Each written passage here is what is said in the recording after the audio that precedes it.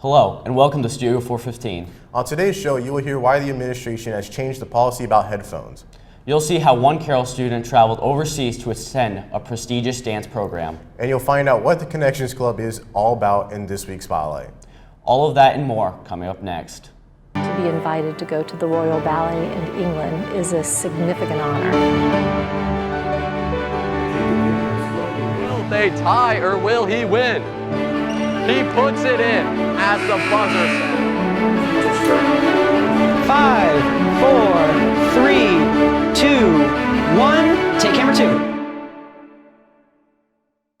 Welcome to Studio 415. I'm Matt Bryce. And I'm Gage Fisher. At the beginning of the school year, the CHS administration installed a new policy restricting the use of earbuds and headphones during school. Studio 415 reporter Jacob Inman spoke with the administration and students to get their reaction. He joins us now in the studio.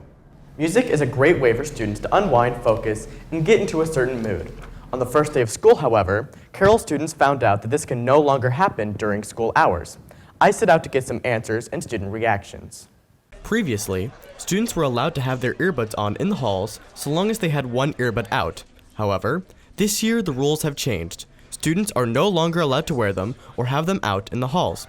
According to the CHS principal, Brandon Bidding, the policy for earbuds is now more similar to the one for smartphones. So our headphone policy really mimics the cell phone policy that's been in place for a long time, and that's basically we have left it up to the classroom teacher as far as the individual use inside that classroom, but inside the building, passing periods and other common areas, we've decided to again mimic the cell phone policy, which is basically off and out of sight. Mr. Bidding has also elaborated for the reasoning behind this new policy. Well, I would say the reason is twofold. There is a safety component behind it. We found over the last couple of years is the increase of headphone usage. It was harder to get students' attentions to try to either give them instructions or talk to them in a way that, if there ever was an issue where we needed to get students to move in an area, just having them here. This year, if a student violates this policy, they can pick up their confiscated device at the end of the day without a parental pickup. Personally, I don't have much of an opinion on it. I think that for safety reasons, we definitely shouldn't be using earbuds in the hall, but in class, I think that the one earbud rule, it could go either way with excessive or not excessive. My opinion would probably be, I like it in class, but in the hallways, I like to listen to music when I walk from class to class, and I wish that we didn't have that part, that we can't have them in the hallways. But while a policy was made to address safety issues, Mr. Bidding expressed how this policy also helps with the importance of communication and mental health. I really think another piece to this is as we go down the road of discussing more, social well-being, mental well-being of individuals, the studies show that isolation is a part of that we're trying to avoid, and I really feel like some aspect that falls on us is to try to break down some of the barriers of isolation. Some of that is just social interaction, and so just looking at being good stewards of that in the school building and just allowing opportunities for students to socially interact and not just be isolated with the music. Whether or not you used earbuds or headphones in the halls, it's important to keep in mind that these rules are put into place with the student's safety in mind. With Studio 415, I'm Jacob Inman. Over the summer, Carroll students had the opportunity to relax and go on vacation, but one student had the opportunity of a lifetime, traveling to London, England. Studio 415 reporter Brandon Hedges has the story of this student's amazing achievement and how this trip was all about work and not vacation. Ever since he was 9 years old, Alan Sizemore has been dancing. Even though he is only a Carroll sophomore this year, over the summer Sizemore got the opportunity to attend the Royal Dance Academy in London, England. Through the rigorous application process that sifted through thousands of applicants, he was one of 27 young men who were allowed the opportunity to go across the pond for 2 weeks and be taught by some of the best ballet instructors in the world. Aspiring students came from all over the globe to be a part of the program, all the way from Germany, France, and even Japan. Sizemore was one of only 2 students from the US allowed in the class and was elated at the announcement of his acceptance. I was really excited that I got accepted because Royal Ballet, it's one of the biggest ballets in the world. I mean, if you make it to Royal Ballet, then you've really made it. Everyone has a dream of going to Royal Ballet at some point. So yeah, it was crazy for me. I was so excited. Never thought I'd get in, but yeah, so happy. At the Royal Ballet, students were waking up ready to start dancing at 9, only stopping for a lunch break and dancing until 5:30 at night. Every day consisted of 4 different classes ranging from the contemporary ballet to jazz dancing taught by instructors from Morocco and South Africa. I think trying things is probably the most important thing, because even within the dance world, there's lots of different aspects of it. And I've always found that sort of straying from just specifically ballet and trying to do other types of dance has always made me personally a better dancer and opened my view of the world. While the Royal Ballet was definitely an impactful experience on Sizemore's career, that's not the only thing that's helped him improve his skills. Typically, he's here practicing at the Fort Wayne Ballet. A typical weekday for Sizemore is to arrive at practice at 4:30 after school and dance through his classes until 8 at night, only stopping for a dinner break. And the weekends are no break from practice, because Saturday he begins classes at 10, continuing to dance until 1. Taking into account all this practice, Sizemore often dances from 25 to 30 hours a week, the equivalent of some students' after-school jobs.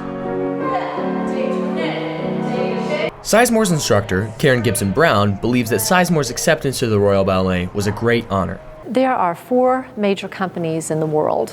There are the Russian companies, there's American Ballet Theater, there's San Francisco Ballet, and there's the Royal Ballet. So for an American particularly, to be invited to go to the Royal Ballet in England is a significant honor.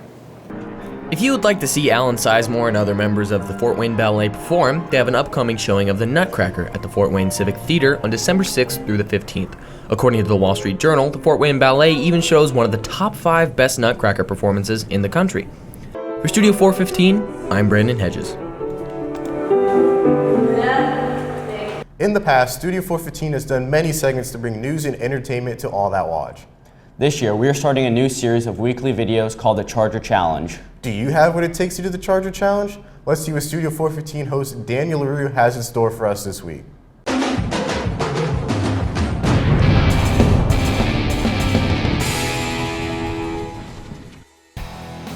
Welcome to the Charger Challenge. I'm your host, Daniel LaRue, and today we have 2 contestants, and they have 30 seconds to score 3-point shots, and the winner will take home the first ever Studio 415 Cup. My name is Preston Sawyer. I'm 5'11" on a good day, a whopping 145 pounds. I'm a junior, and I'm gonna win this because I'm already going pro, so it's really no pressure. My name's Alex Smith. I'm 6 foot, 170 pounds, and I'm gonna win this challenge because I'm a natural hooper and shooter shoot. 3, 2, 1, go. Preston with his first shot. It's away. Oh, it's off the backboard. He gets another one. He puts it up.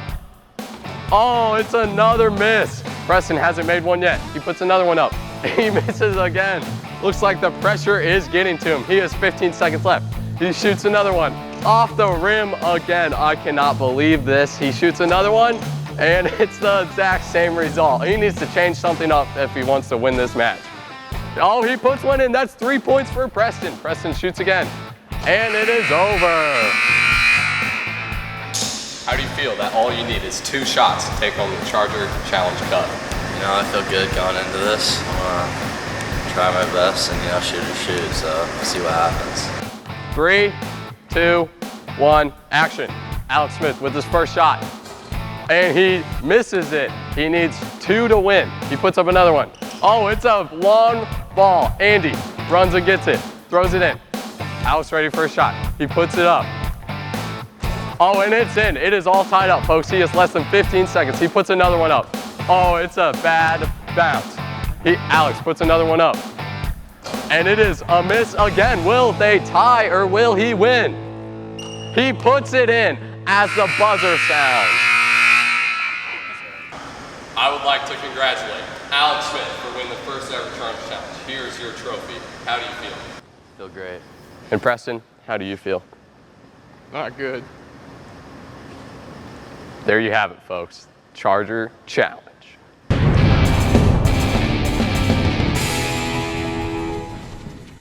With over 2,400 students, 140 teachers, and 50 clubs, Carroll is a busy place, and it can be difficult to know about many of the activities and events going on here every week.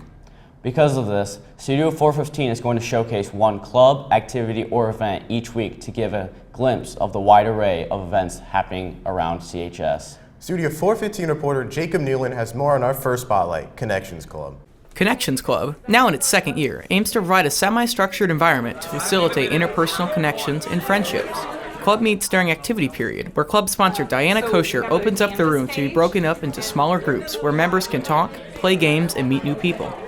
In addition to the activity period meetings, Kosher also sets up activities outside of school, such as trips to play laser tag and go bowling. Anybody that's looking to build relationships with another person, in the school, but maybe needs that structure or likes that smaller group atmosphere to do that, we are totally open to. The club meets next Wednesday, the 25th, during activity period in room 125. The club is open to anyone who wants to build new connections. For Studio 415, I'm Jacob Newland. Each week, the Chargers compete in a number of sporting events. Studio 415 would like to highlight the big games and moments of the last week. In each show, we'll give you a rundown of the big games the Chargers have competed in during the last week. Sports reporter Logan Bartles joins us with more. Thanks, Matt and Gage. We start with the boys and girls cross-country teams who competed at the Northrop Invitational Meet on Saturday. The boys came in first place overall, with Preston Slofer coming in third place, Robert Lohman coming in fifth, and Hayden Mullet coming in sixth. The girls came in fourth place overall, with Brooke Hansen coming in sixth, Elizabeth Lalonde in 23rd, and Ava Lime-Cooler coming in 31st place. The Chargers cross-country teams are ready to compete on September 21st, with the boys going to West Noble and girls going to Northview Christian Life Church. Last Wednesday, the junior and senior girls faced off in a round of flag football. The seniors came out with the victory with a score of 62-31. The varsity team entered the week with the record of 2-1 and faced off against Northrop Bruins last Friday. The Chargers, led by sophomore quarterback Jeff Becker with 5 touchdowns and senior Leighton Mitchell with 3, who won with a score of 42-7. Other peak performers included Ray Volmer and Kay Dinan, both with interceptions, the defensive line, and the fumble recovery touchdown by Matthew Ottenweller. The football team turned its focus on Bishop Dwenger this Friday in search of an SAC championship.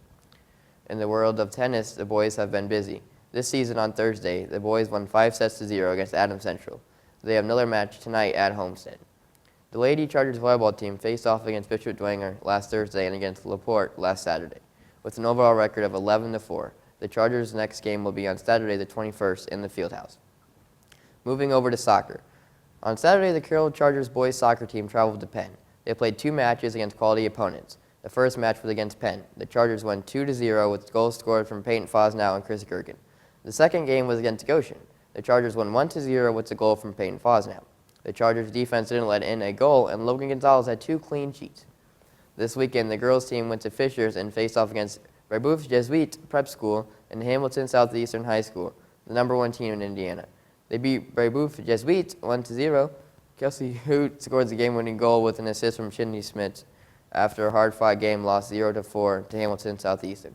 The Chargers have come out strong this season, currently with a 7-3 record. Next week, we'll take a closer look at the girls' soccer team and a unique opportunity 2 of the players had this summer. For Studio 415 Sports, I'm Logan Bartles. Back to the desk. That's all we have today. Thanks for watching. If there is a story that you would like us to cover, please send an email to bob.johnson@nacs.k12.in.us. If there's an event you would like covered, please tell us in advance. For all of us here at Studio 415, have a great week, Carroll.